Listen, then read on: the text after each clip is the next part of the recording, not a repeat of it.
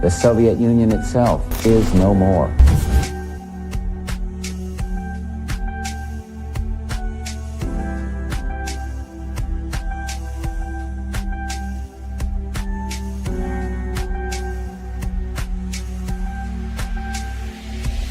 The United States military has begun strikes.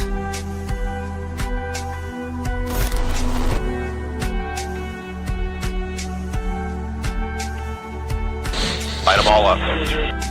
Считаю, что для современного мира однополярная модель не только неприемлема, но и вообще невозможна.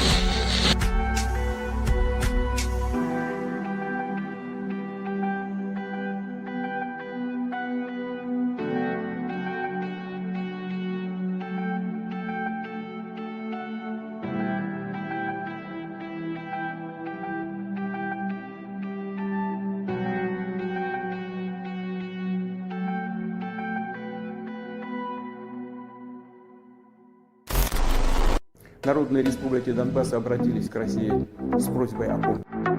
Мною принято решение о проведении специальной военной операции.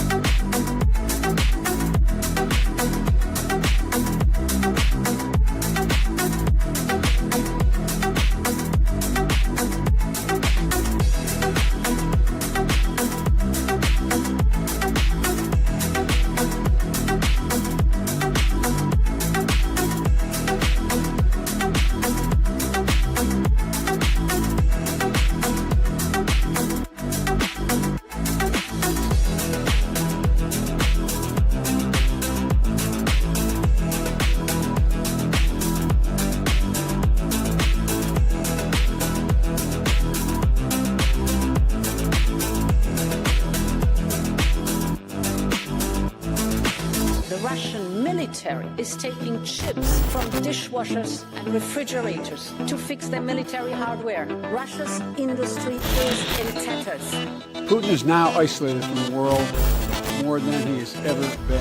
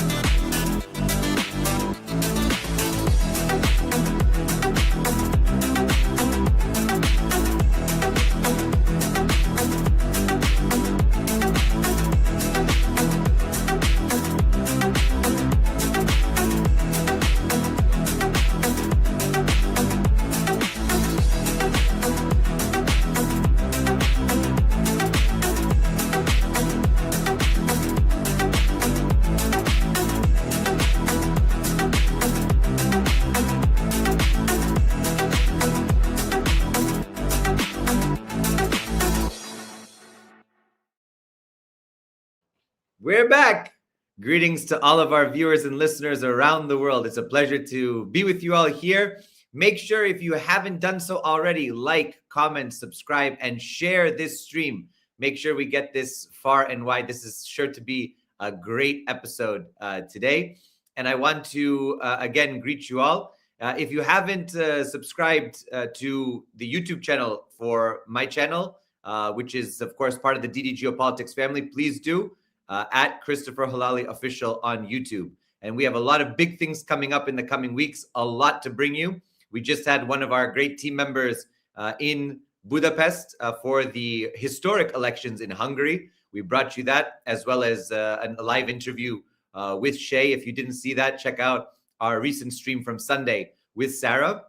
We'll be back tomorrow night with the one and only Professor Sayyid Mohammed Marandi, live from Tehran, who is going to give us the scoop on what happened in Islamabad, and of course the ongoing situation in the Persian Gulf and the Sea of Oman, which of course is the ongoing naval blockade that the Trump administration has enforced now. So we'll see who's going to run the blockade, who's going to blink first, and where this brinksmanship is heading. But for tonight, I am really honored to bring on my dear friend and friend of the show, friend of DD Geopolitics, Yana Shumovska. So let's bring her on here. Let's add her onto the stage. Welcome, Yana.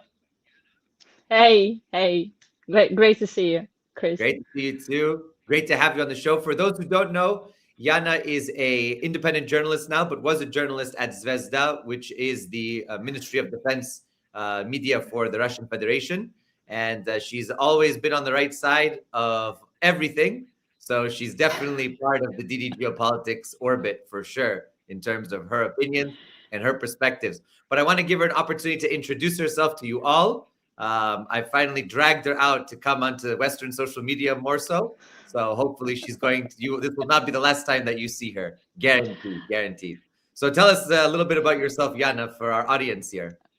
Well, actually, it wasn't you. It was Big Hexit with his Christian crusade that like blew my mind so much that I have to go and fight it, because now it's not about Christianity. All these crusades, it's not what we do.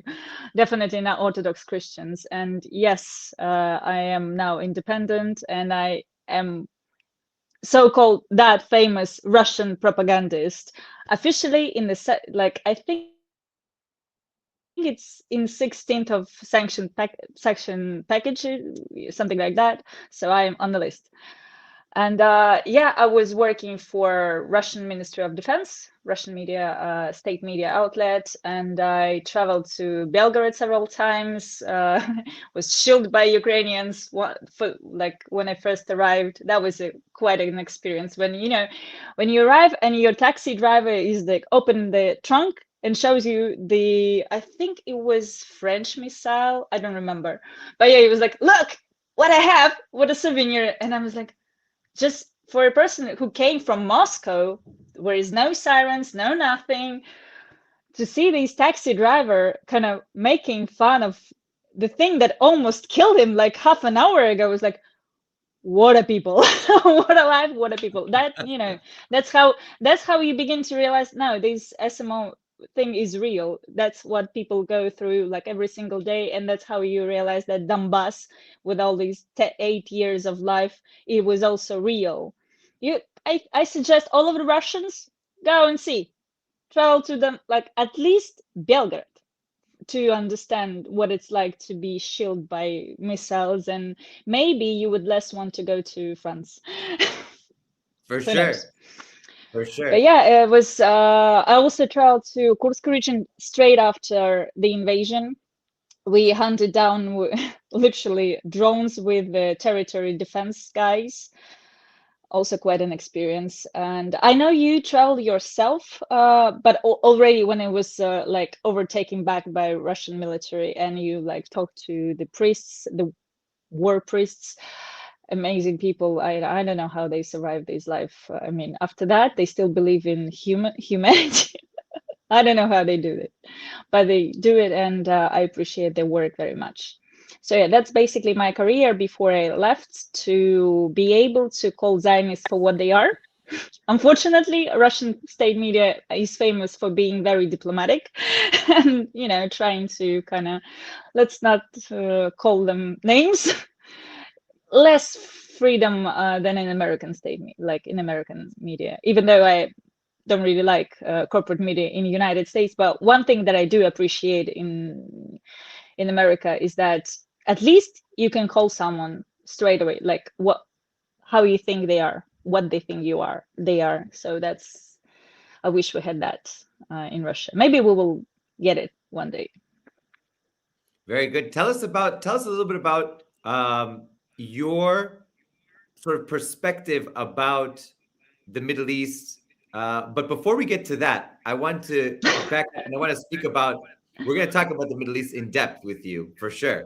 But I want to talk about, you had an interesting childhood. You grew up with Muslims in Russia, right? Tell us about how, in the Western context now, there's been a big fight that's been artificial about Christians and Muslims. They are enemies. There's all this immigrants and things like that. But Muslims are also indigenous to Russia. They've been part of the Russian Empire for over 1,000 years. And this is what not only, people speak about, but also the president, and other leaders in Russia, even Patriarch Kirill speaks about this. But tell us about, what does it mean to also have the Russian nation be comprised of Orthodox Christians as well as Muslims who are as well indigenous to Russia, and are Russians equal to the Slavic Orthodox? It was so great. My experience with growing up surrounding by my father's friend.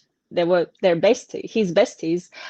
It was so great. So I literally called one of my friends, his friends, my kind of God's father, even though he was and still is, he's alive, everything is good with him, Muslim. I call him my God's father, and to me, his real name is Musa, but to me he was Dede Misha, Uncle Misha.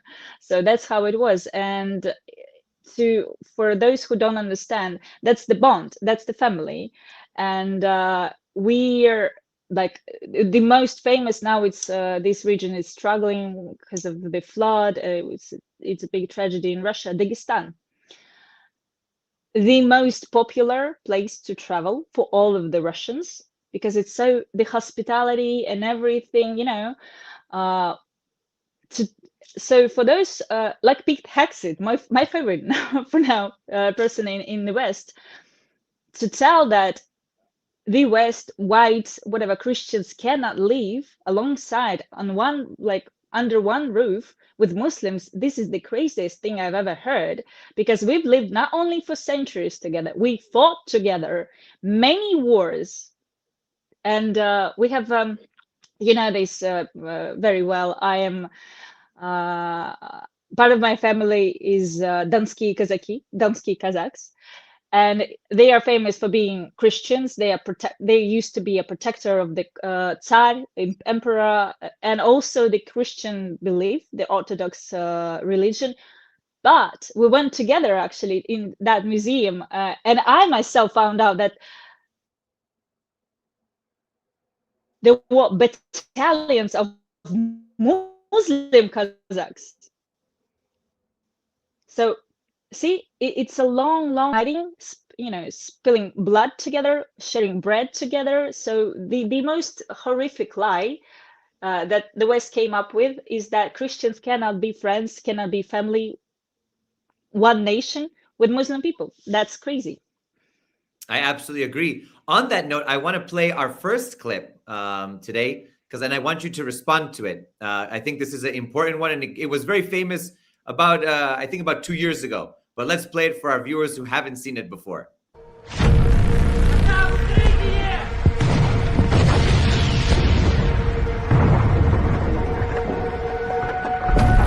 Отче наш, иже еси на небесех, да светится имя Твое, да приидет царствие Твое, да будет воля Твоя, как на небеси и на земле. Хлеб наш насущный дашь к нам днесь. بسم الله الرحمن الرحيم اللهم صل على محمد وعلى آل محمد وسلم لا حول ولا قوة إلا بالله العلي العظيم.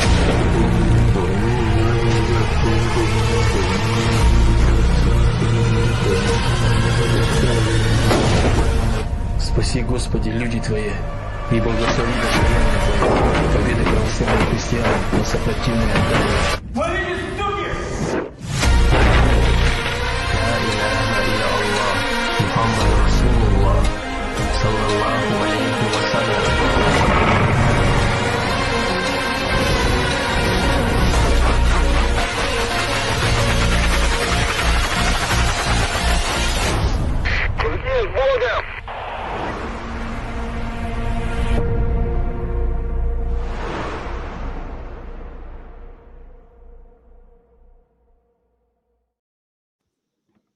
So we are Russian. God is with us, right? So Yes. What does that video say? What does that video say to you as a Russian today, as a patriotic Russian, as a Russian who's supporting the special military operation, where you have and to show an image here, we have here. Let me just pull this up so that we can show it together. Here we have General Abdialodinov from Akhmat, a Chechen a general in the Russian military, with his friend Igor, who's also my friend, and we're in contact. And you see behind him the flag of the Chechen Republic and the flag of the Russian Federation, and the unity that he's trying to promote, which I think is very important, the unity, Christian and Muslim brotherhood. As we know, there were 2 Chechen wars, but now there's a big bond. There's a big bond between the two. There's a lot of healing that has gone on. So I want you to speak about this. What do you think about this now in contemporary Russia? Well, first of all, for those who will now hear, like, we had these 2 wars with the Chechens, I need to add some context. It was straight after the collapse of the Soviet Union, and our country it is a well-known fact. The West, Americans, CIA, like ex-agents, whatever, admitted like 1,000 times. Our country was completely sold to the West, to the CIA, and that was a plan to kind of rip it apart, to balkanize my country, and to use these different ethnic groups, and in this case, Chechens, to divide us. And I'm afraid they did a pretty good job. So therefore we had 2 wars.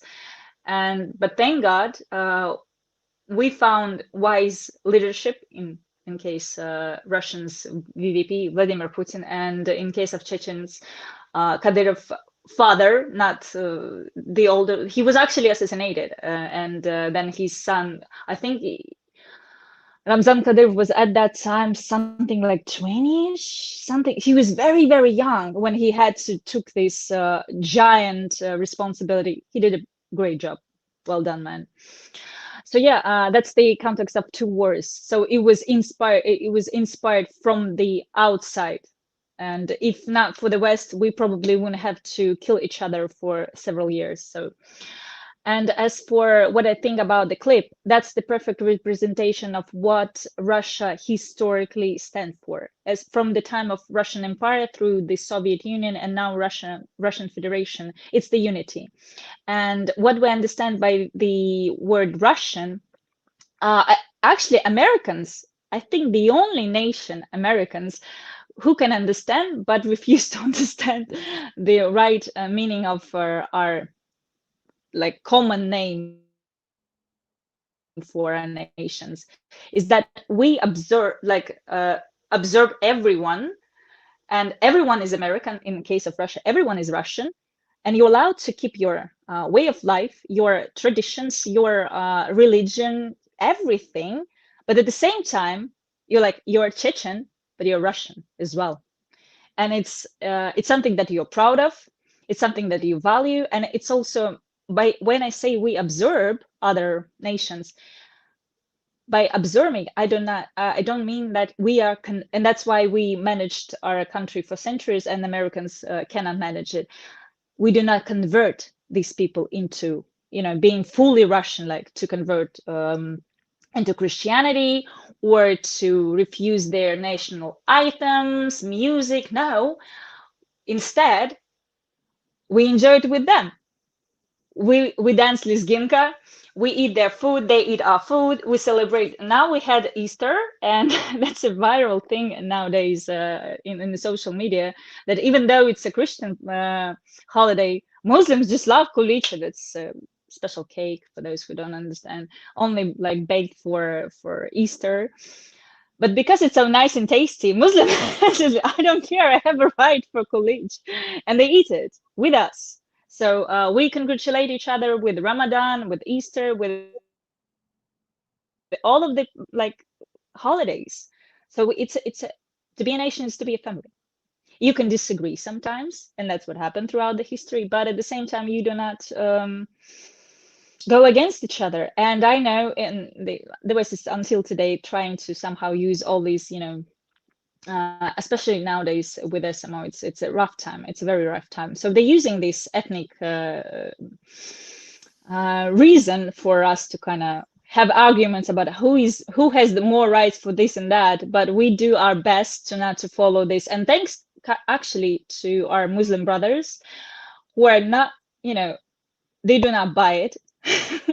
And they themselves, and Aliyah also did a good job, and he has a huge platform, and he's very outspoken. But look, you do not use Muslims in your like dirty like info wars. We're not going against our country. Russia is our country, and we are fighting together in SMO, and we are not fighting against each other. So I have to admit, Muslims did a great job in in keeping us together. So yeah, that's basically what this video is standing for: unity. Absolutely. And I think that you're right. The sectarianism, those sort of ethnic divisions, national divisions, religious divisions have been used as a tool and have been weaponized by the West, the CIA, MI6, now Mossad, to carry out their operations, not only in the Middle East, but around the world. And we've seen that play in out. America. Yeah, for sure. We've seen that play out time and time. And now I want to take us to Lebanon, a country that you are deeply in love with, a country that, you started learning Arabic, you fell in love with the resistance there. And I want you to sort of tell us your journey into discovering Lebanon, discovering the resistance, discovering, of course, the late martyr, the Sayyid Hassan Nasrallah. Oh. It's how to say, I think it was a very organic path, since Russia is fighting the West, this occupation from the 90s. I mean, we were literally occupied in the 90s. Thank God, I would say that we more or less won this occupation. It's still on, it's in a way continuing until today, but like we cannot compare what it was back then and right now. Now it's more of an ideological thing, like many Russians until today trying to maybe become more European. Like, I don't know, that's our issue. We should go and see a psychologist, I guess. But in any case, with the resistance, with Hezbollah, with Hamas, I think it was, as a Russian, it was a very, very logical path, because, well, first of all, it's my religion as a Christian Orthodox. We stand for oppressed. We do not bomb them. We help them, and to see what they go through, and also that's I think it's a historical trauma of all of the Russians, because we had this great patriotic war with all this concentration camp and slaughter and horrific stuff. And what happened to Gaza? When I witnessed it and learned the whole history of what was done to these people, it's not like many people begin, oh, it's 7th of October. No, it's not 7th. Oh, it's Nakba. No, it's not Nakba. It was before Nakba for decades. So it's like around 100 years of this oppression, grab-landing, this apartheid regime that, because was never punished, grew up in this Israeli state of our days. They can literally right now carpet bomb Lebanon with no consequences. Mm-hmm. No one is condemning. I mean, remember what happened to Russia. I think we did kind of pretty good job from the legal point of view, studying SMO. We negotiate, we announced it, we did, all this procedure stuff and stuff like that. So, we are legit. We did a referendum and everything. And look at Israel. They just outspoken said, we need this land for our whatever reason is. We just need it. We have the right. We go and bomb you. What's that? And the worst part is they use religion, not only theirs, but you are Orthodox yourself. They're using our religion to justify this. They're not only using American tax dollars, American weapons. They now, and it started with Iran, openly said, come on, Christians, you not only pay for this, but you also actually call it your own religion war.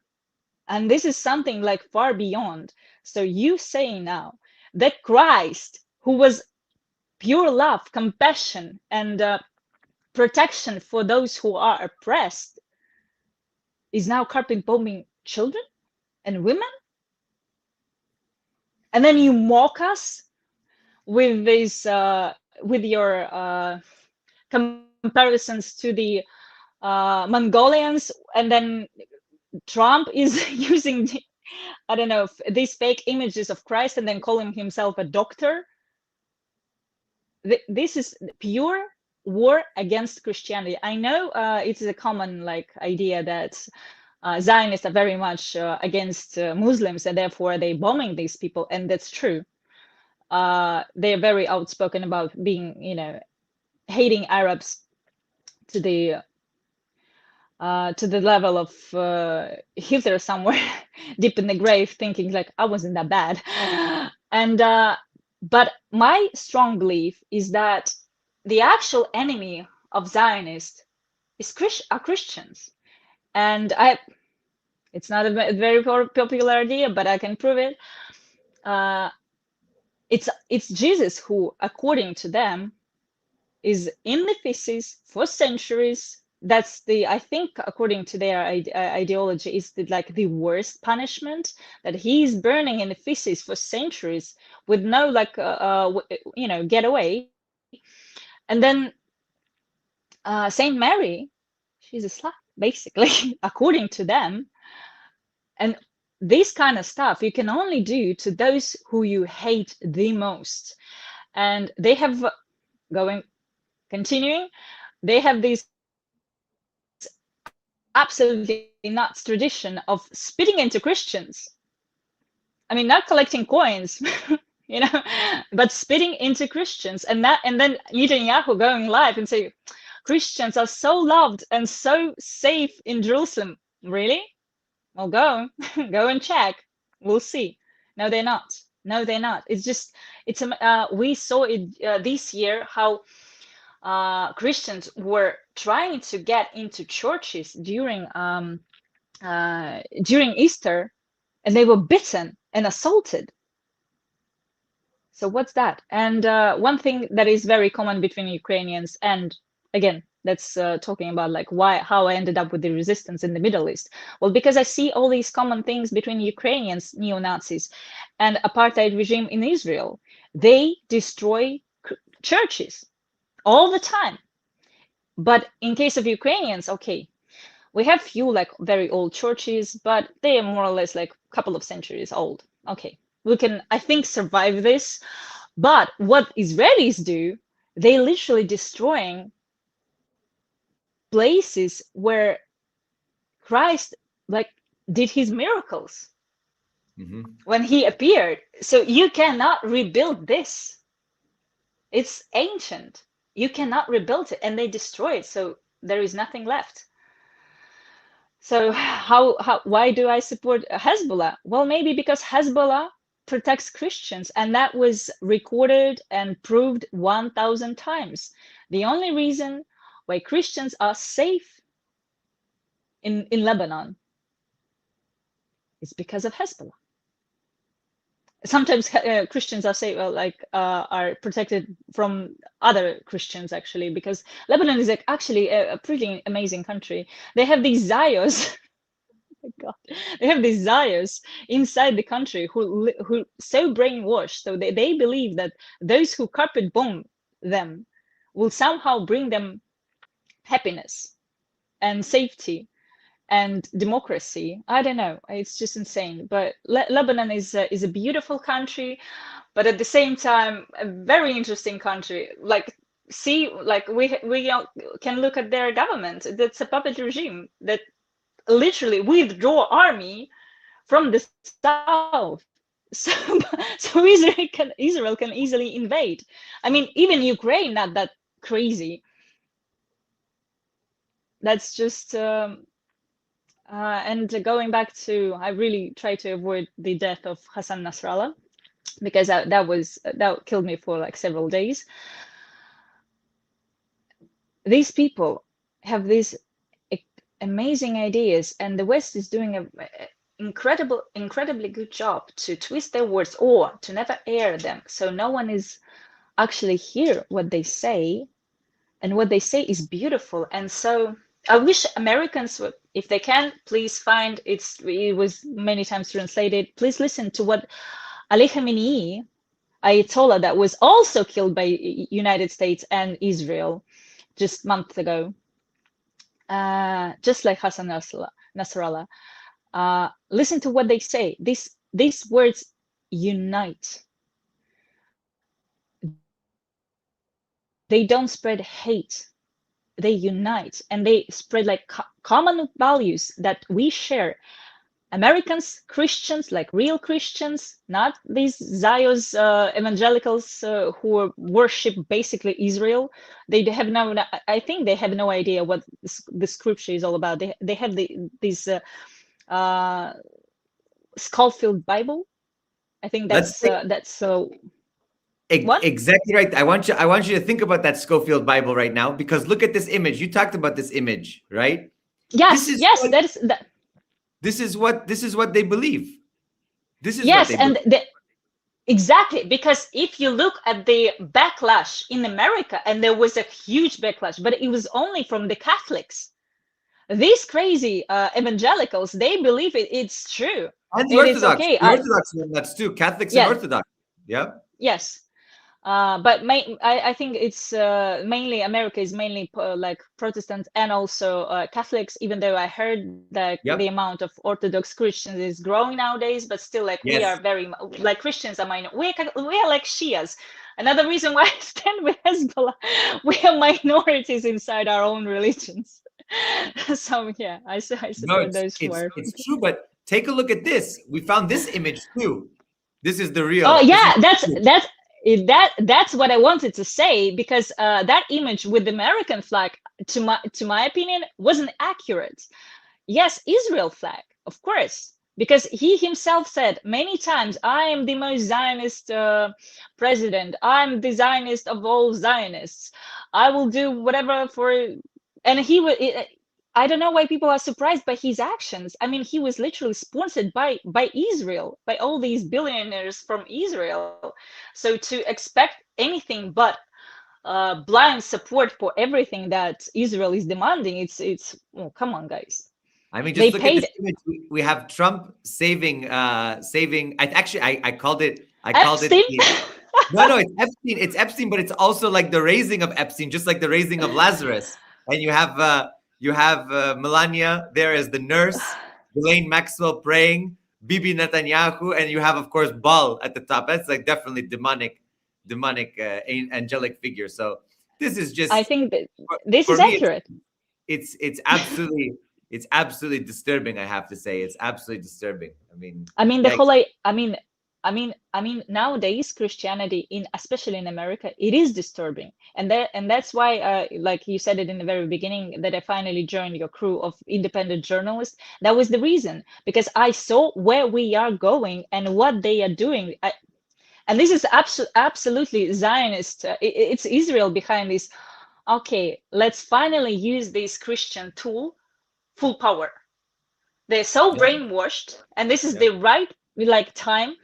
So instead of in the history, what do we read in the history book? Like what we will read in the Christian, like in the history books in 10-20 years, we will read the quotes from Ministry of Defense in America, from the president, that it's our Christian war, it was our crusade, it was in the interest of God, of like Christ, to go and bomb schools in Iran and kill 168 girls from the age of 7 to 12. So it's not Israel, it's us, it's Christians. That's a very smart job, I must say. And sure. So I really do believe that we need to, like real Christians, Catholic and Orthodox Christian, we need to finally first forget about our fights between who is more right, who is like whatever, and finally unite, because the danger is real. Our religion right now is used and abused to torture by the Epstein class, who tortured, raped, and slaughtered girls and boys. And now they're using our religion to slaughter again girls and boys in the Middle East. They did a pretty good job in Gaza. Now it's Iran, in Lebanon. Who else? When they are done with the Middle East, Yemen, all over. you know? Yes. And when they are done with the Middle East, who's next? There must be someone else. Of course, they're coming for us. They're already this war. We've had the great honor of having twice on this program, Andrei Afanasiev from Spas, and he says this special military operation is a sacred war. This is a war of faith in God, of real tradition and values against satanic West, against Satanism. What is? And he even jokes. He says, you know, Ukraine is an Epstein state. Ukraine is It is. We have Epstein regime in America. We have Epstein country, Ukraine. We have absolutely Nazi apartheid regime in the middle, in Israel. I mean, for decades, the West did a pretty good job of calling Russia regime, China regime, DPRK regime, Iran regime. But nowadays we see like, oh, look, guys, you are a regime yourself. And in this case, it's not just, you know, communist or very religious, kind of strict government with the rules and everything. No, you're a satanic regime, basically, because what you worship is literally devil. We talked before about, do you remember that story with the Jews, with the tunnels and in that, like in New York? That was forgotten like within 2 days. But I found a podcast with one of those rabbis, and he admitted himself, like, yes, all this blood on those mattresses and, you know, and this disgusting stuff that accidentally was discovered. It was an accident. No one supposed to knew about these tunnels and everything. Interesting accident. And he said, yes, we do sacrifices. We do sacrifices. And it's not the first time. It is recorded many times until like a few days ago. Like these crazy settlers in the West Bank, they they were carrying this lamb for God knows how many, like what was the like 1065 like try of them to bring this lamb into Al-Aqsa Mosque and do the sacrifice. Are we in the medieval times? Do we do sacrifices? And who else do we sacrifice? I mean, at the Epstein island, we did sacrifice girls and boys. Who else do we sacrifice now? I mean, I don't believe that we end up only with lambs. It's you know, it's for official version. But what's going on behind the closed doors? Yeah. And by the way, even if it's only lambs, what kind of religion? Come on. You're right. You're absolutely right. What for? And by the way, aren't they were abounded because of these worshipping and sacrifices and everything, and you know, their refusal for accepting God as their like true savior? So do they learn the lesson? They say like, okay, 2,000, 3,000 years ago, we were promised this land. Yeah, but you also were told that you should now worship Baal and all these, you know, satanic cults. So you remember about the promised land, but you don't remember about stop worshiping devil. Maybe learn again the lesson and finally become, you know, a decent society, part of society who don't bomb children and do not grab lands. You're right. Then, I want to pause you there because I want to play a few clips here, and then I want your reaction to them. And I think that everyone will know what we are showing here because we've played it on DD Geopolitics before. But I want for our new viewers and listeners to take a watch and listen. أنا أسأل سؤالا هنا. المسيح الذي نقرأ عنه في الإنجيل وفي القرآن وفي سيرته وفي أخلاقه وفي قيمه، المسيح الذي سيعود عودته إلى الدنيا، نصير من سيكون؟ هذا المسيح الذي تعملون ليعود سيكون نصير من؟ هل سيكون نصير الطغاة والعتاة والجبابرة والفراعنة؟ هل سيكون نصير وعون للقتلة المتوحشين المجرمين الذين يسفكون دماء ملايين البشر من أجل السيطرة على النفط والمال والأسواق؟ هل سيكون نصير وعون أولئك قساة القلوب الذين يهدرون الكثير من أرزاق هذه الأرض ومن قمحهم ليحافظوا على سعره وعلى قيمته بالدولار في الوقت الذي يموت فيه عشرات ملايين من الجوع في العالم؟ هل هذا هو عيسى ابن مريم؟ أم أن المسيح الذي نعرفه ويعرفه المسيحيون سيكون نصير الحفاة والضعفاء والفقراء والمساكين والمستضعفين والمعذبين والمظلومين؟ سيكون نصير من؟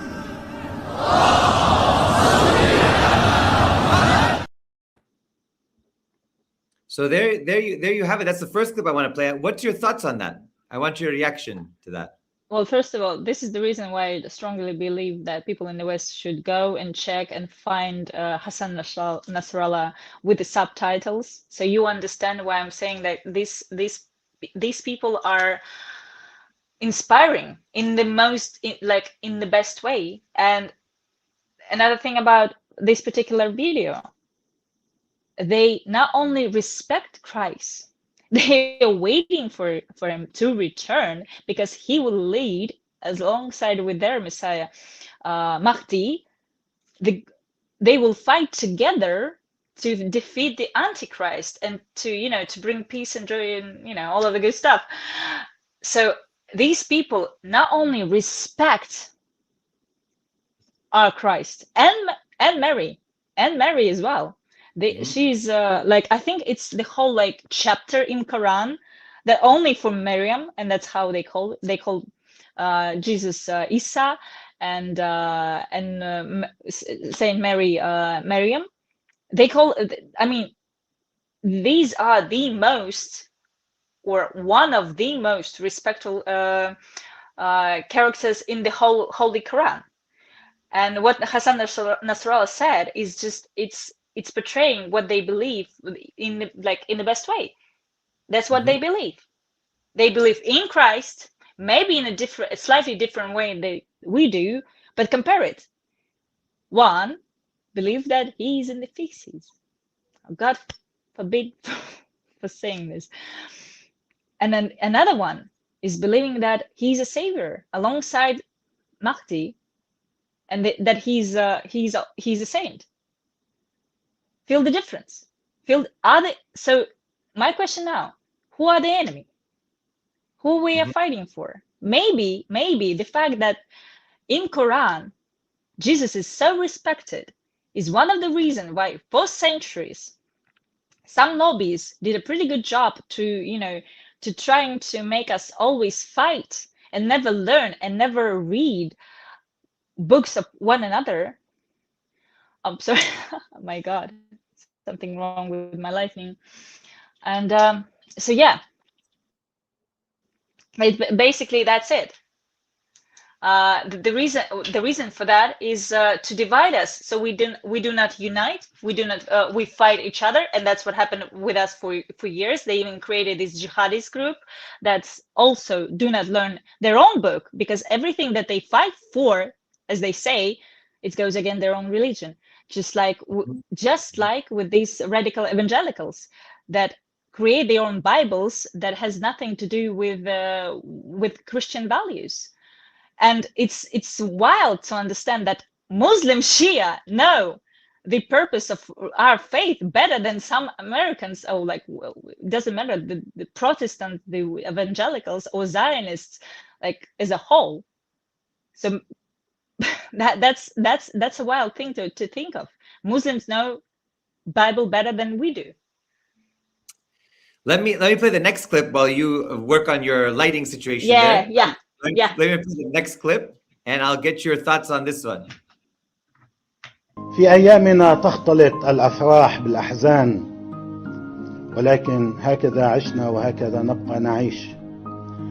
نبارك للمسيحيين والمسلمين جميعا وللبنانيين خصوصا عيد ميلاد السيد المسيح عليه السلام، الذي نرى إن شاء الله في عودته إلى هذه الدنيا بشارة الخلاص لكل المظلومين والمستضعفين والمعذبين والمقهورين في هذا العالم.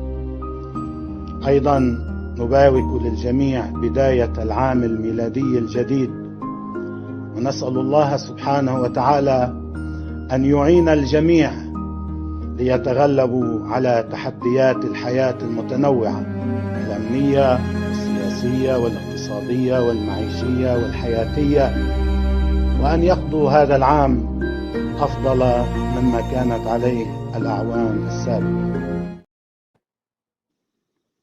So there we have Martyr Sayyid Hassan Nasrallah extending his congratulations to both Muslims and Christians on the occasion of Christmas, on the occasion of the birth of Christ.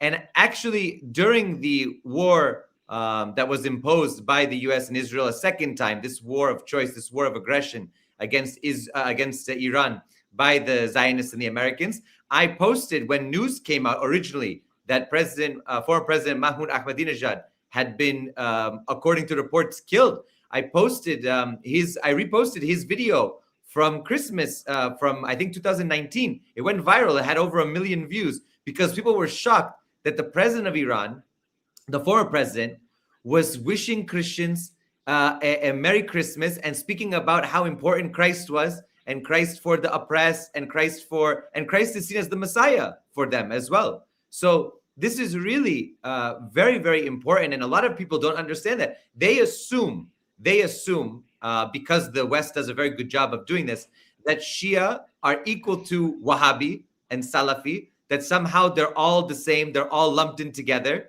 but that couldn't be further from the truth.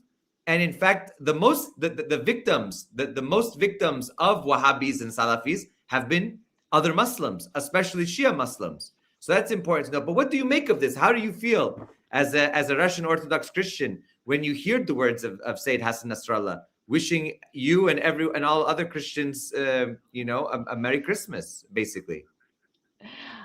I will disappoint you in this because I am from Russia. Our president and our religion leader constantly congratulating everyone, both Muslims and Christians and Buddhists, all of the guys, at the latest, I don't remember what was for, but VVP directly congratulated and thanked Muslim communities for keeping traditional family values for all of the Russians, because definitely ethnic Russians don't do their job properly. So he was like, thank you particularly for doing this hard work of, keeping family together.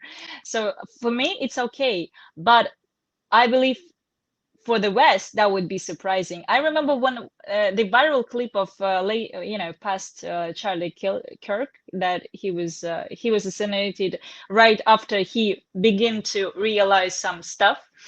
And I remember the video, and that's, I think, represent the ignorance of the West like perfectly.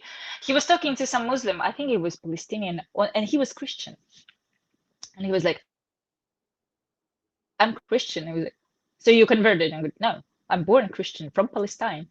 He's like, what? And you cannot fake it. You cannot play it. Kirk couldn't believe that he's speaking to someone who was born a Christian, lived, whole life, and his family for centuries being Christians in the Middle East with no consequences, with no problems, no nothing.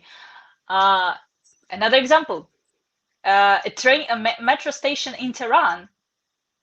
In Russia, we are the biggest Orthodox, country. We don't have a metro station that, belongs to Christ and Mary. We don't have it. Iran has it. We don't have it. They have, big communities of Christians all over the place. In Lebanon, even in Gaza, that was bombed. And Russian Christians as well, they refuse to leave. They say it's our house, it's our home. We don't want to go anywhere. So would you believe that someone who is oppressed wouldn't use the opportunity to leave the country that's been bombed to smithereens? Definitely, probably not. But they refuse because there is no threat to them. On the contrary, we see Jerusalem, democratic states of Israel, the only what is it? Maybe usually say the only democratic states and yeah, in the Middle East. Oh, thing, keep it to yourself, please. Don't spread it anywhere. Christians are attacked. Christians are spit on. What's that? We have a whole metro station in the terrible, dictatorship of Iran, and we have Christians who are beaten up in Israel, in Jerusalem. Make it make sense. Yeah, and I want to play one last clip here that I think will really be poignant here.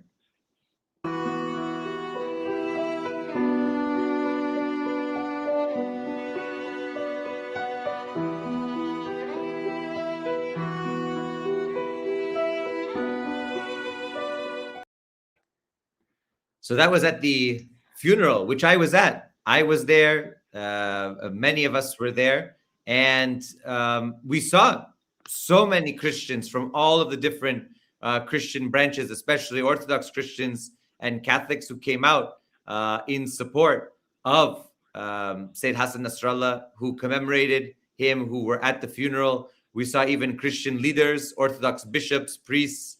So it's very important, and that woman was holding that banner, basically saying, by the cross and Christ, we will we're going to continue this, and we are with you. So that's very important. That's very important to think about and to look at, to understand that it's not only. And now we have, by the way, because you are big now on Instagram, we had the post of I believe it was an Armenian Christian who was killed in the ranks of Hezbollah.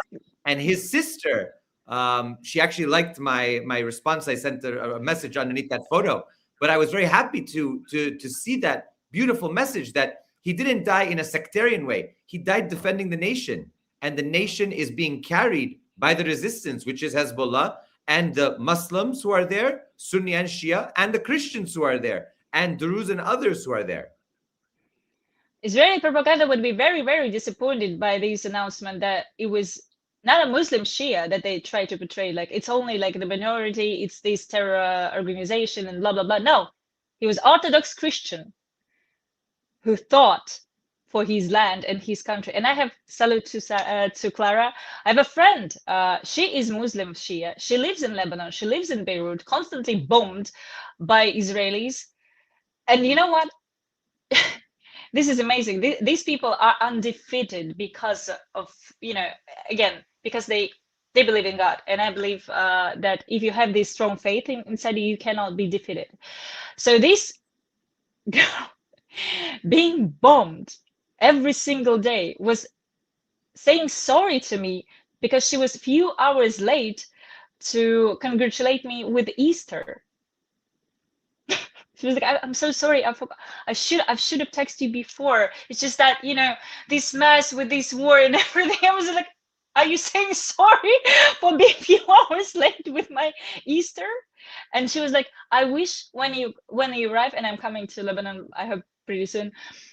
Next year we can celebrate Easter without this, all this mess. And because she loves this idea, like tradition with eggs and fighting with eggs and everything. And she is, again, Muslim Shia. She lives in a Christian area. And yes, for those who do not know, there are special areas, not because it's a concentration camp. No, it's because for them to feel comfortable to wear, shirts, skirts and everything, to go clubbing every single night. And that's what we do, I guess, as unfortunately Christians. That's our basic routine. But yeah, so they are like freely can express themselves in all of the ways, and also all of the churches are just on the corners, on the corner. Just so she is a Shia. She lives there because she loves her friends who are Christians that much. Where is the division? Where is the danger to Christians? Where is it? They are crying over our churches being bombed by Israelis who say that they are good friends of Christians. Make it make sense. It's difficult to do. Very difficult. You're getting a lot of love in the chat, by the way. A lot of people are saying, who's this beautiful girl? She's so smart. She's so wonderful, amazing guest. Thank you all. We're going to have Yana on. Don't worry. We'll have her on again. And I'm going to share with you before we end this, her social media, which hopefully she'll build up. I think she's going to be a very powerful voice in the English language media for the anti-imperialist cause, for the cause of the resistance, and for humanity. But one important thing that I want to emphasize is that these divisions are completely artificial. And as we pointed out throughout this whole stream, these divisions are artificial. They are used and weaponized to divide us when we are a lot closer. We've been neighbors, we've been intermarried, you know, my family story. And there's peace. There's peace in the household. There's peace and respect and love. And I think that that's very important to note here. Before we end the stream, I want to give you the last word here. What are your next plans? What are you looking forward to? And what are your parting messages to our viewers and listeners on this stream? Read, study, learn the scriptures, yours and your brothers in faith, and but just be careful with the translations. If you have Muslim friends, ask them like which translation to get, because Quran is in Arabic, and I doubt that many of us know Arabic. So just be careful with the source of information. But yeah, study more. So you would be hard to brainwashed. They use our lack of understanding each other to fool us and drag us into these non-stopping wars. But once we learn information, it is really hard to bullshit us. Look at what's happening right now with Americans. From the 7th of October, and do you remember how it started? It was like full support for Israel. Bomb them, not a single tear for Palestinians. Look now. Democrats are like furious about their own representatives. And they say, if you do not deny any help for Israel, if you don't abandon Israel at all, we do not vote for you. That's their demand. And even Republicans who are that's a historical fact, they're very pro-Israel throughout the history, even them begin to question what exactly we are supporting here. And it's because they learn new information. It's because, and I must say, Iran did a pretty good job in this info war to present themselves as a very intelligent people. And once you see them not as a terrorist who running around with AK and stuff, but being very smart, with a sense of humor and irony, and just badass and chic, it's hard to believe again that these are jihadis from the bushes. They doesn't sound. On the contrary, some American politicians looks like jihadis from the bushes. So that's my message. Learn, learn, learn, learn. Truer words have never been spoken. What are your upcoming plans for our viewers and listeners who can start to follow your work? What are your plans for the coming months? What do you hope to do? I really hope that I can come and join our mutual friends in Lebanon, because I believe that the biggest fight right now is ongoing over there. And I wish as many voices, and I think we will work on this, to bring as many voices to Lebanon right now that is right now facing horrific bombardment. And one of the strongest attempts, not the first one, but one of the strongest attempts from Israel to conquer the southern part and to occupy it. And before we have Gaza 2.0, and we already allowed, and that's a fact, we allowed these people to be genocided and to lose everything basically. We cannot let this happen to Lebanon. And Lebanon is it's not Iran. Iran is a sovereign country with the army, air defense, and everything. Lebanon, their country, their government. It's a puppet regime that right now in Washington negotiating with Israelis, and basically the demand of Israel is this: you either let us bomb your people, or you join us and you bomb them together. What the government is that? They're enemies. They are more Mossad than Mossad. So we have Lebanon that has no government that would stand for them, has no army that would stand for them. They only have Hezbollah. And I mean, the main goal right now is to bring the truth about the about the resistance, what it actually is, and what these people stand for to the West.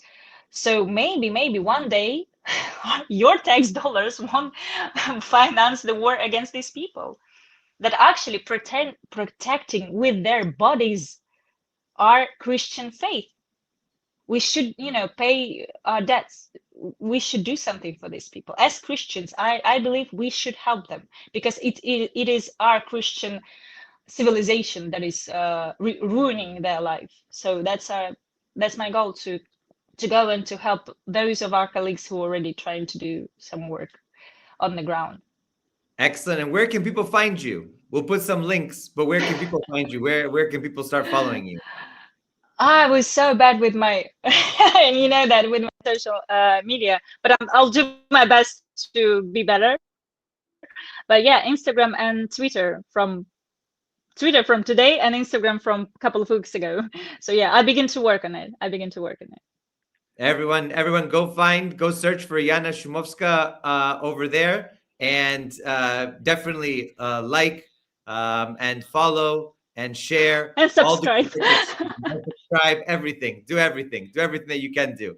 Thank you again, Yana, for joining us tonight. It was a real pleasure to have you. Look forward to our continued work together. Yeah, me too. Thank you, Chris. Thank you. It was a pleasure. Like always. Of course. Take care. Take care. So there you have Yana Shumovska. Please make sure that you go and follow all of her great work.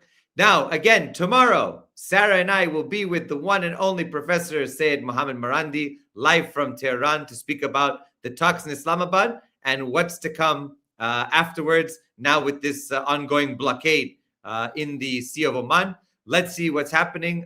Make sure to tune in. We had 2,400 people here tonight. Thank you so much to everybody who tuned in, and look forward to seeing you all again. We have a great show on Endgame coming up on Thursday. We're going to have a whole episode dedicated to Lebanon, hopefully. So we look forward to speaking to our colleagues from Lebanon. And in the upcoming weeks, make sure to tune in. There's going to be a lot coming and a lot of good things.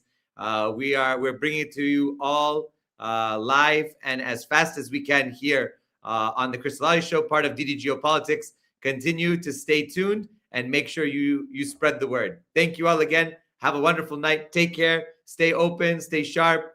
Keep reading. Keep studying. And victory is ours, ultimately. Take care.